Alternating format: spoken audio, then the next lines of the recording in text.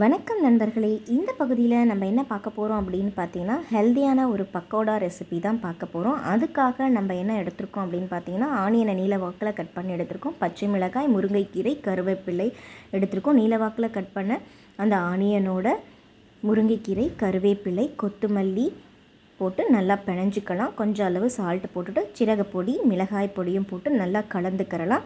கலந்ததுக்கு பிறகு கேழ்வரகு மாவு ஒரு கப் அளவு எடுத்து இதனோட சேர்த்து முதல்ல பிசைஞ்சிடலாம். எல்லாமே நல்லா மிக்ஸ் ஆனதுக்கு பிறகு நல்லா கலக்கி விட்ட பிறகு கொஞ்சமாக தண்ணி எடுத்து தண்ணி தெளித்து பிசைஞ்சு விட்டுக்கிறணும். முதல்ல நிறைய தண்ணி விட்டுட்டோம் அப்படின்னா ரொம்ப லூஸ் ஆகிடும். இலகி போச்சோன்னா எண்ணெய் நிறைய இழுக்கும் பக்கோடா போடும்போது. அதனால் நம்ம கொஞ்சம் கொஞ்சமாக திட்டமாக போட்டு இந்த மாதிரி கட்டி பதத்துக்கு கொஞ்சம் வந்துடணும். உதிர்த்து விடுறதுக்கு எளிமையாக இருக்கணும். அந்த அளவு பிசைஞ்சு வச்சுட்டு ஆயில் நல்லா காய்ச்சிட்டு ஆயில் காஞ்சதுக்கப்புறமா மிதமான சூட்டில் வச்சுட்டு பக்கோடாவை நல்லா உதிர்த்து போட்டு விட்டுட்டு திருப்பி போட்டு எடுத்தோம் அப்படின்னா சுவையான ராகி பக்கோடா தயாராகிடும்.